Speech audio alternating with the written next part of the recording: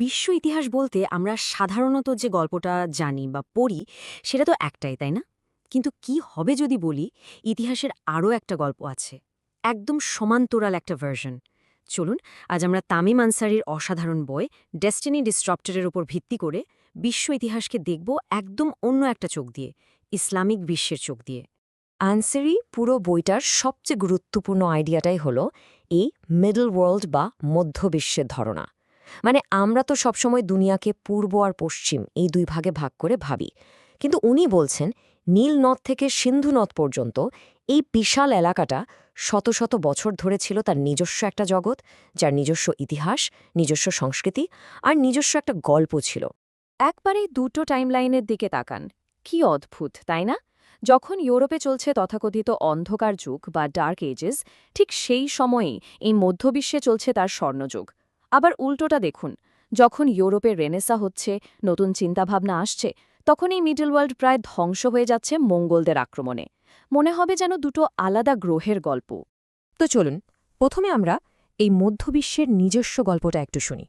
মানে বাইরের দুনিয়ার সাথে বড় কোনো সংঘাত শুরু হবার আগে এই সভ্যতাটা ঠিক কিভাবে গড়ে উঠছিল, এর নিজস্ব মহাবিশ্বটা কেমন ছিল।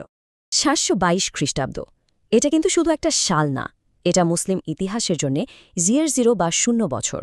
যখন নবী মোহাম্মদ সাল্লাল্লাহু আলাইহি ওয়াসাল্লাম মক্কা থেকে মদিনায় হিজরত করলেন, ওই মুহূর্তটাতেই ইসলাম শুধু একটা ব্যক্তিগত বিশ্বাস থেকে একটা পূর্ণাঙ্গ সামাজিক ও রাজনৈতিক সভ্যতায় পরিণত হল। জন্ম হল উম্মাহার। আর এই উম্মা ধারণাটাই ছিল একটা বৈপ্লবিক ব্যাপার। মানে এটা এমন একটা কমিউনিটি যা কোনো ভৌগোলিক সীমানা বা জাতি দিয়ে বাঁধা নয়। এর ভিত্তি হল একটা মুশতারাক আদর্শ আর আইন। ইউরোপে যে নেশন স্টেট বা জাতিরাষ্ট্রের ধারণা, তার থেকে এটা ছিল একদমই আলাদা একটা কনসেপ্ট। আর কি অবিশ্বাস্য গতিতে যে এই সভ্যতাটা ছড়িয়ে পড়েছিল। জাস্ট ভাবুন, 632 খ্রিস্টাব্দে খিলাফত শুরু হলো, এর কিছুদিন পরে 750-এ হলো আব্বাসীয় বিপ্লব, আর তার পরপরই বাগদাদে তৈরি হলো সেই কিংবদন্তির বাইতুল হিকমা বা হাউস অফ উইজডম, যা ইসলামিক স্বর্ণযুগের দরজাটা খুলে দিয়েছিল। আসলে এই একটা কথাই হয়তো তখনকার পরিস্থিতিটা বোঝানোর জন্য যথেষ্ট। যখন ইউরোপ অন্ধকারে, তখন বাগদাদ ছিল সারা পৃথিবীর জ্ঞান, বিজ্ঞান আর সংস্কৃতির রাজধানী। গ্রিক, ভারতীয়, পারস্যের সব জ্ঞান সেখানে জড়ো করা হচ্ছে, আরবিতে অনুবাদ করা হচ্ছে, আর তার উপর ভিত্তি করে জন্ম নিচ্ছে একদম নতুন নতুন সব আবিষ্কার। কিন্তু ইতিহাস তো আর সবসময় সোজা পথে চলে না। এবার আসি বইয়ের একেবারে মূল জায়গায়, সেই গ্রেট ডিস্ট্রাপশন বা মহাবিপর্যয়ের গল্পে। এমন কিছু পরপর বাইরের আঘাত আসতে শুরু করল, যা এই মধ্যবিশ্বকে তার নিজস্ব ঐতিহাসিক রাস্তা থেকে বলতে গেলে ছিটকেই ফেলে দিল।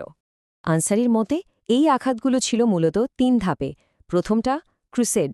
মুসলিম বিশ্ব এটাকে তেমন একটা বড় হুমকি হিসেবে দেখেনি, বরং ভেবেছিল বর্বর ফ্র্যাঙ্কদের একটা ছোটখাটো সীমান্ত আক্রমণ। কিন্তু দ্বিতীয়টা ছিল একটা কিয়ামতের মতো মঙ্গল আক্রমণ। এটা পুরো সভ্যতাকে যেন একটা রিসেট বাটন চেপে নতুন করে শুরু করতে বাধ্য করেছিল। আর সব শেষ এবং সবচেয়ে বড় আঘাতটা ছিল ইউরোপের উত্থান, যা গোটা বিশ্বের ক্ষমতার ভারসাম্যটাই চিরদিনের জন্য বদলে দেয়।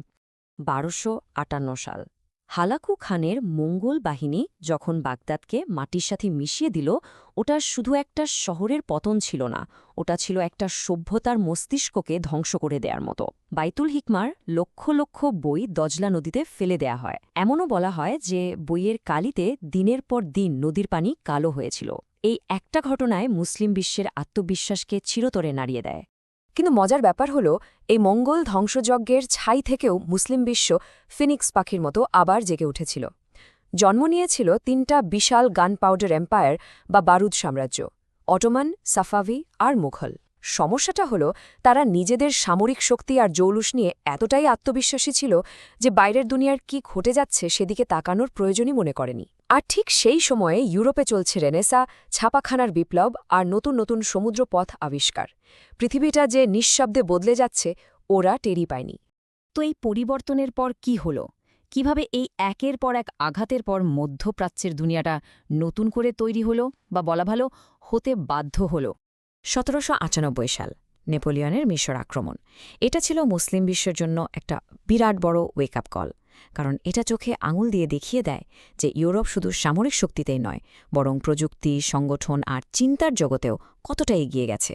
নেপোলিয়ন তো শুধু সৈন্য নিয়ে আসেননি, সাথে এনেছিলেন বিজ্ঞানী, প্রকৌশলী আর একটা প্রিন্টিং প্রেস। মানে যুদ্ধটা শুধু তলোয়ারের ছিল না, ছিল চিন্তারও। এরপর প্রথম বিশ্বযুদ্ধের পর বিজয়ী ব্রিটিশ আর ফরাসিরা সাইক্স-পিকো চুক্তির মাধ্যমে অটোম্যান সাম্রাজ্যকে একটা কেকের মতো নিজেদের মধ্যে ভাগ বাটোয়ারা করে নেয়। নিজেদের ইচ্ছেমতো ম্যাপে দাগ টেনে ইরাক, সিরিয়া, জর্ডানের মতো কৃত্রিম রাষ্ট্র বানিয়ে ফেলে, যেগুলোর কোনো ঐতিহাসিক ভিত্তি ছিল না। আজকের মধ্যপ্রাচ্যের যে মানচিত্র আমরা দেখি তার জন্ম কিন্তু এখানেই। আর সেই কৃত্রিম দাগগুলোই আজ হয়ে উঠেছে স্থায়ী ক্ষত। আর শেষ ধাক্কাটা আসে ১৯২৪ সালে, তুরস্কে কামাল আতাতুর্ক যখন আনুষ্ঠানিকভাবে খিলাফত বিলুপ্ত করে দেন। একবার ভাবুন, প্রায় ১৩০০ বছরের একটা পুরনো প্রতিষ্ঠান, যা ছিল মুসলিম উম্মার প্রতীকী ঐক্যের শেষ সুতো, সেটা হুট করে নাই হয়ে গেল। মুসলিম বিশ্ব যেন এক মুহূর্তে অভিভাবকহীন হয়ে পড়ল। এই গভীর সংকটের মুখে মূলত ৩ ধরনের প্রতিক্রিয়ার জন্ম হয়। মডার্নিস্টরা বলল, বাঁচতে হলে পশ্চিমকে অনুকরণ করতেই হবে, আর কোনো পথ খোলা নেই। অন্যদিকে পিউরিস্ট বা সংস্কারপন্থীরা বলল, একদমই না, আমাদের শেকড়ে ফিরে যেতে হবে, ইসলামের মূল রূপে। আর প্যান ইসলামিস্টরা ডাক দিল, পুরো মুসলিম বিশ্বকে রাজনৈতিকভাবে এক হতে হবে। আর এই ৩ ধারার বিতর্ক কিন্তু আজও তাদের সমাজে চলছে। তাহলে কি আমরা ইসলাম আর পশ্চিমের এই চলমান দ্বন্দ্বকে খুব সহজে সভ্যতার সংঘাত বা ক্ল্যাশ অফ সিভিলাইজেশনস বলে দেব? আনসারির বিশ্লেষণ কিন্তু বলছে ব্যাপারটা এতটা সরল নয়, বরং এর চেয়েও অনেক বেশি গভীর। এই স্লাইডটাই হলো পুরো বইয়ের সারমর্ম। আনসারি বলছেন, এই সংঘাতটা আসলে সভ্যতার নয়, বরং দুটো ভিন্ন ঐতিহাসিক টাইমলাইনে বাস করা দুটো ভিন্ন বিশ্ববিখ্যা। পাশ্চাত্য মনে করে ইতিহাস তার চূড়ান্ত লক্ষ্যে, অর্থাৎ ধর্মনিরপেক্ষ আধুনিকতায় পৌঁছে গেছে, তাই তাদের চোখ ভবিষ্যতের দিকে। অন্যদিকে মুসলিম বিশ্ব মনে করে তাদের গৌরবময় ইতিহাসের স্বাভাবিক যাত্রাটা ব্যাহত হয়েছে এবং সেই হারানো গৌরবকে পুনরুদ্ধার করতে হবে, তাই তাদের চোখ বর্তমানের মধ্য দিয়ে বারবার অতীতের দিকে ফেরে। তাই শেষ প্রশ্নটা হল, ইসলাম ও পশ্চিমের এই দ্বন্দ্ব কি আসলেই সভ্যতার সংঘাত, নাকি দুটো ভিন্ন টাইমলাইনে আটকে থাকা দুটো ভিন্ন ইতিহাসের গল্পের সংঘর্ষ? এই নতুন দৃষ্টিভঙ্গিটা দিয়ে চিন্তা করলে হয়তো আমাদের বর্তমান বিশ্বকে বোঝাটা একটু সহজ হতে পারে।